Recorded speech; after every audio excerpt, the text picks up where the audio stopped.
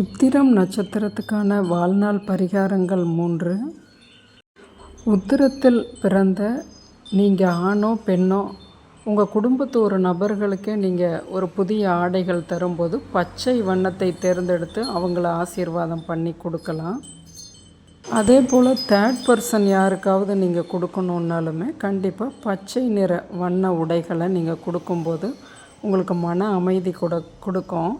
குழப்பங்கள் இருக்காது எதுலேயும்.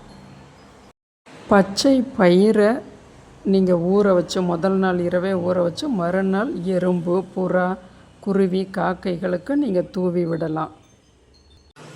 உங்களுக்கு நேரம் கிடைக்கும்போது உங்கள் பூஜை அறையில் தாமரை மலர்களை பூஜை ரூமில் வச்சு நீங்கள் சக்தி வழிபாடு பண்ணுங்கள். அது உங்கள் குலதெய்வ சக்தியாக இருக்கலாம், சரஸ்வதி, மகாலட்சுமி, அம்மன், காமாட்சி, உங்களுக்கு பிடிச்ச தெய்வத்தை நினச்சி அவ்வப்போது வெள்ளை தாமரை வச்சு வழிபடும்போது மனக்குழப்பம் விலகும். ஏன்னா உங்களுக்கு எப்பயுமே வாழ்நாள் முழுதும் இந்த எக்ஸ்ட்ரீம் இல்லை அந்த எக்ஸ்ட்ரீம்னு இருப்பீங்க. அந்த மனக்குழப்பம் விலகும்.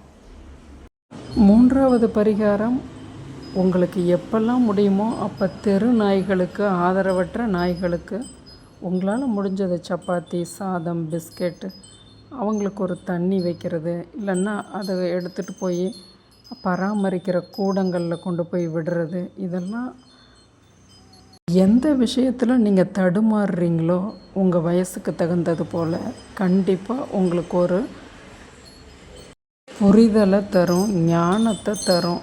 இது கேதுவின் காரகத்துவத்துக்குள்ளே நாய் வரும். அதுபோல் இந்த பதிவை கேட்டுட்ருக்கவங்க நீங்கள் யாரும் கேதுவனுடைய திசையில் இருந்தாங்கன்னா கூட அவங்களுமே இந்த நாய்களுக்கு உணவு கொடுக்கலாம். உத்திர நட்சத்திரக்காரங்களான நீங்கள் பெரும்பாலும் பயப்பட மாட்டீங்க. கொஞ்சம் ஒரு சில விஷயத்தில் பயம் இருந்ததுன்னா கண்டிப்பாக இந்த நாய்களுக்கு உணவு வச்சு பாருங்கள். பயம் இருந்த இடம் தெரியாமல் போயிடும்.